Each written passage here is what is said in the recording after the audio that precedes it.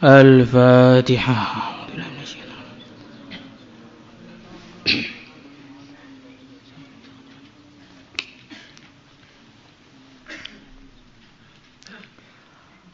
Al-Fatihah.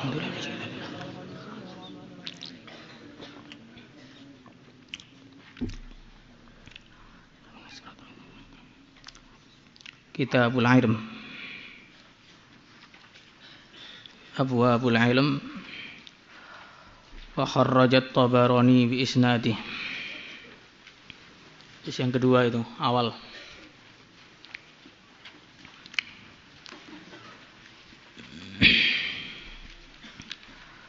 Bismillahirrahmanirrahim.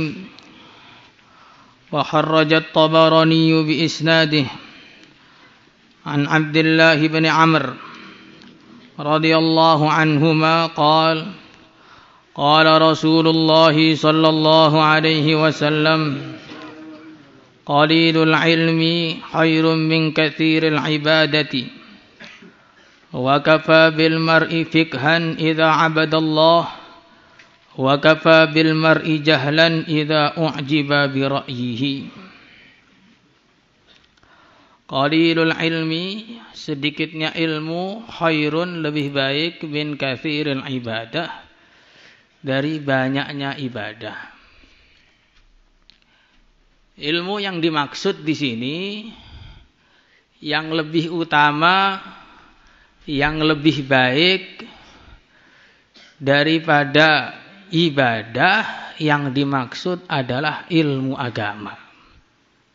Jadi ketika ilmu dalam hadis yang dimaksudkan artinya ilmu agama, bukan ilmu dunia, bukan ilmunya orang-orang yang di sekolahan, itu bukan. Maksudnya adalah ilmu agama yang kita pelajari hari-hari itu. Karena yang akan bermanfaat bagi seseorang dalam kehidupannya di dunia yang sementara dan di akhirat yang selama-lamanya hanyalah ilmu agama. Ilmu dunia akan bermanfaat di dunia terkadangan dan tidak ada manfaatnya di akhirat sama sekali. Maka Sayyidi Al-Walid rahimahullah, beliau menggambarkan perbedaan ilmu agama dengan ilmu dunia itu dengan satu perumpamaan yang indah sekali. Itu perumpamaannya ketika musim liburan, maka para mahasiswa pada jalan-jalan naik kapal. Ada jurusan bahasa Inggris, ada jurusan sosiologi, ada jurusan kedokteran, ada jurusan macam-macam. Tapi jurusan Quran nggak ada. Oh, nggak ada jurusan Quran. Karena jurusan Quran nggak sempat jalan-jalan, sibuk memikirkan hafalan saja.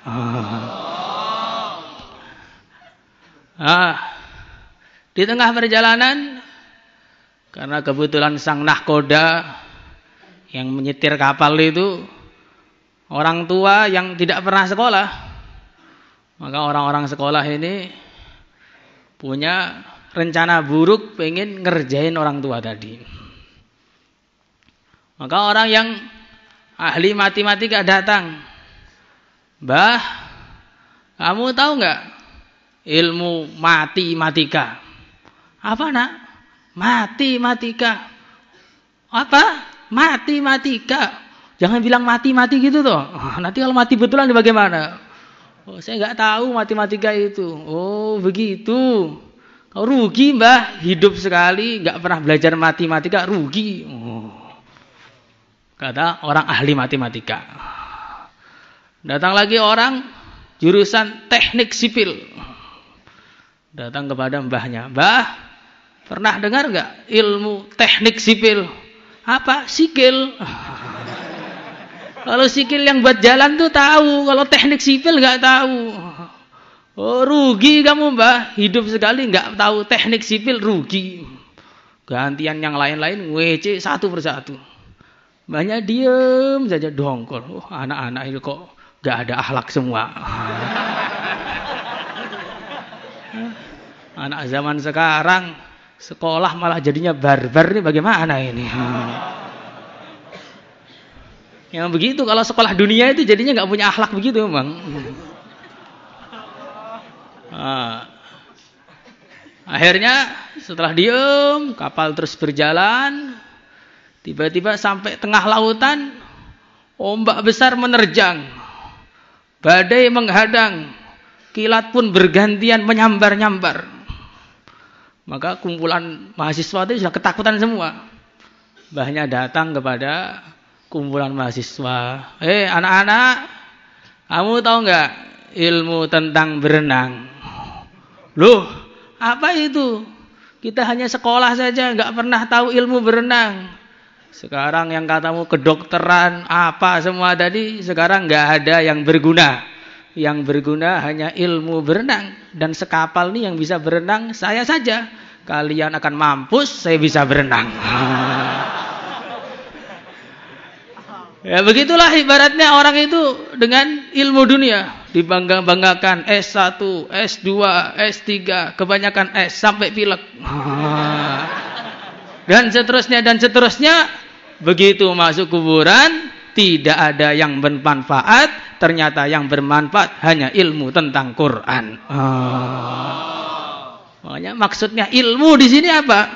Maksudnya ilmu agama ini. Ilmu tentang Quran, maknanya Al-Quran, memahami tentang Al-Quran, dan yang berhubungan dengan Al-Quran dan sunnah Nabi itu. Fikih, hadis, dan sebagainya. Ilmu-ilmu yang dunia itu bukan yang dimaksud di sini. Itu yang pertama. Yang kedua, qalilul ilmi khairun min katsiril ibadah. Sebagaimana sudah dijelaskan kemarin, karena ilmu itu adalah sumber, maka namanya sumber mesti lebih utama daripada hasilnya.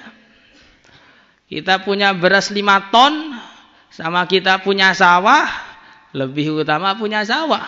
Karena beras 5 ton dimakan lama-lama akan habis. Kalau sawah dipanen akan tumbuh lagi, dipanen akan tumbuh lagi, dipanen akan tumbuh lagi. Maka ilmu itu lebih utama daripada ibadah. Sebagaimana sudah dijelaskan panjang kemarin. Sekarang wa kafa bil mar'i fiqhan idza abadallah.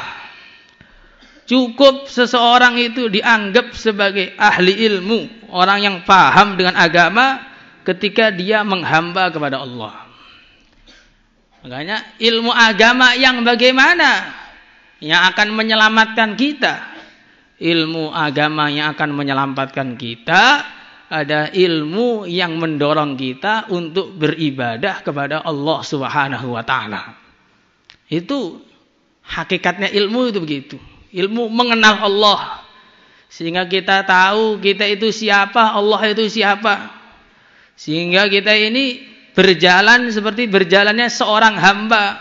Makan dan minum seperti makan minumnya seorang hamba. Itulah pemahaman yang harus masuk dalam hati kita. Sekarang kita ini sudah banyak belajar ilmu. Tapi karena ilmu ma'rifatnya ini kurang, sehingga tambah tinggi kelasnya, duduknya tambah di belakang. Itu sudah seperti itu. Kalau ditanya Kang, dulu rajin cop awal, sekarang kok sholatnya di belakang kenapa? Saya itu sudah kebanyakan pahala Ustaz. Kalau nanti di depan terus kasihan anak-anak yang kecil-kecil itu belum pernah lihat kiai langsung. Kalau saya udah sering, maka saya biar teman-teman itu dapat pahala lihat kiai juga. Besoknya dilihat bukan hanya masbuk, bukan hanya di belakang, masbuk. Loh, kok masbuk Kang? Nanti kalau saya nggak masbuk, ilmu cara nahan lupa nanti. Makanya saya harus masbuk, ini penting ini untuk mengamalkan fikih itu loh. Oh begitu. Besoknya di sebagian masbuk kok gak kelihatan juga. Ternyata di kantor.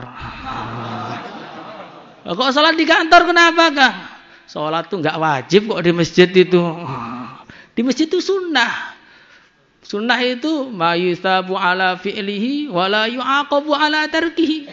Perkara yang kalau dikerjakan dapat pahala, ditinggalkan tidak berdosa.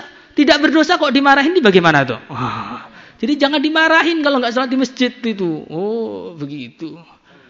Besoknya bukan hanya sholat di kamar, jam 6 baru sholat subuh. Lah kok sholatnya qodho tuh Kang? Loh qodho juga sah kok. Besoknya lagi sudah nggak sholat. Loh kok udah nggak sholat? Allah Maha Pengampun. Repot kalau sudah begini nih. Kenapa bisa seperti itu? Karena pemahaman agamanya baru dari zahirnya saja, belum masuk dalam hati. Pemahaman kenalnya dia kepada Allah itu baru di luar saja. Maka Al-Imam Al-Ghazali rahimahullah, beliau membagi tingkatan makrifatnya manusia kepada Allah itu menjadi 3 tingkatan. Diibaratkan seperti kelapa itu. Tingkatan yang pertama adalah tingkatan serabut kelapa. Itu yang bisa melindungi, tapi ketika kelapa itu mau dikonsumsi, dia akan dibuang seketika. Maka tingkatan yang di luar ini seperti imannya orang munafik. Imannya orang munafik itu ketika di dunia menjaga dia. Dia dihukumi seperti orang iman, nggak halal darahnya, boleh jalan kemana-mana dan sebagainya dan sebagainya. Sehingga dikatakan wa mang tasabu ilal islami illa li sauni dimaihim alla tusala. Orang-orang munafik ini mengaku iman bukan karena yakin kepada Allah, mengaku iman karena biar darahnya itu terjaga. Karena zaman dulu kalau nggak mau iman ya lepas kepalanya. Lah iman yang seperti ini di dunia menyelamatkan, tapi di akhirat tidak ada manfaatnya sama sekali. Yauma yaqulul munafiquna wal munafiqatu lil ladzina amanu nzuruna naqtabis min nurikum qila irji'u wara'akum faltamisu nura faduriba bainahum bisurin lahu bab batinuhu fihi rahmah wa zahiruhu min qibalihil adab. Jadi orang-orang munafik ketika sampai di akhirat, mereka melihat orang-orang iman itu punya cahaya yang terang, tergantung kualitas imannya. Maka akhirnya mereka teriak-teriak, "Woi orang iman, tunggu, bagi-bagi dong cahayanya." Dikira cahaya itu bisa dibagi-bagi sebagaimana dia bagi-bagi uang di dunia itu. Bagi-bagi cahayanya. Maka orang iman mengatakan, "Irji'u wara'akum faltamisu nura." Sudah cari sendiri tuh. Dulu disuruh iman nggak mau, malah jadi munafik. Ya sekarang nggak ada gunanya iman kamu. Maka itu imannya orang munafik, ngaku kenal kepada Allah, tapi sebenarnya hatinya ingkar kepada Allah. Semoga kita dilindungi oleh Allah. Yang kedua, iman seperti batok kelapa itu. Batok kelapa itu berguna sampai akhir.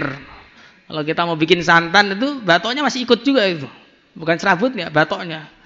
Dan masih bermanfaat buat cincin. Apalagi zaman dulu ngetren cincin batok kelapa. Dan sebagainya, dan sebagainya. Tapi namanya batok, walaupun bermanfaat, tidak ada rasanya. Batok itu nggak ada rasanya itu. Makanya imannya tingkat kedua itu ya iman akan menyelamatkan orang dari azab di akhirat. Tetapi iman yang tanpa rasa. Sholat juga nggak ada rasanya. Ngaji nggak ada rasanya. Hafalan Quran nggak ada rasanya. Istighosah nggak ada rasanya. Bagaimana mau ada rasanya? Al-Fatihah mulai bismika Allahumma ahya, kemudian alhamdulillah di ahyana, pas subhanallah bihamdika. Akhirnya nggak ada rasanya sama sekali. Itulah iman kita yang sekarang ini. Iman tapi tidak ada rasanya. Kita ini semuanya insya Allah iman. Dan iman yang seperti ini cukup menyelamatkan orang dari neraka.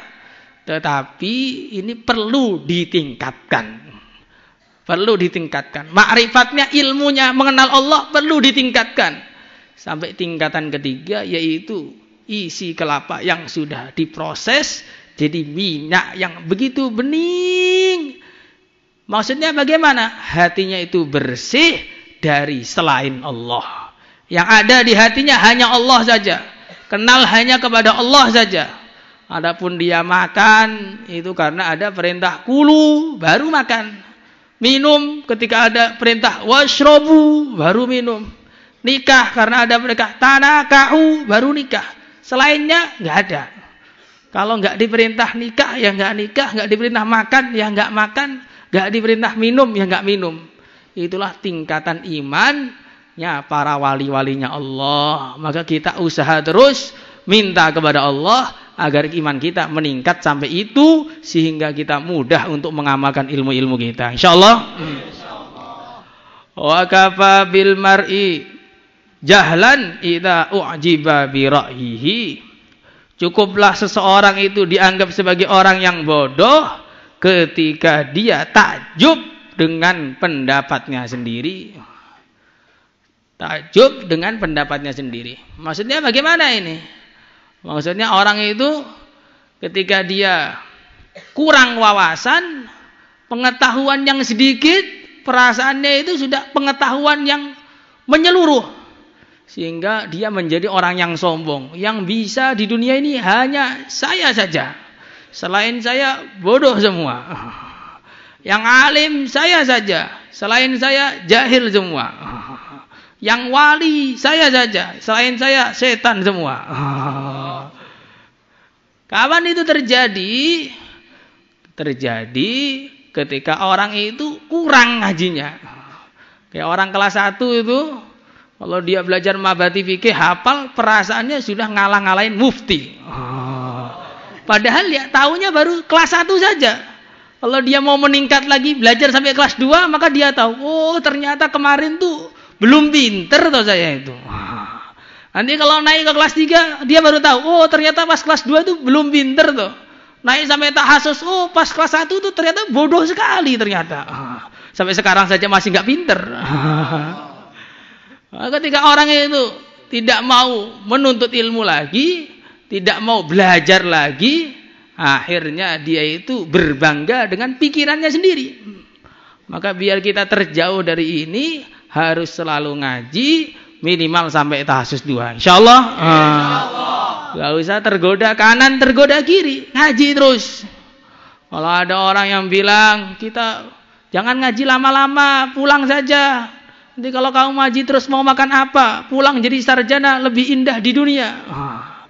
Maka kita katakan kepada orang yang mengatakan seperti itu, sebagaimana kata-katanya Nabi ketika ditawari oleh orang Mekah untuk meninggalkan dakwah.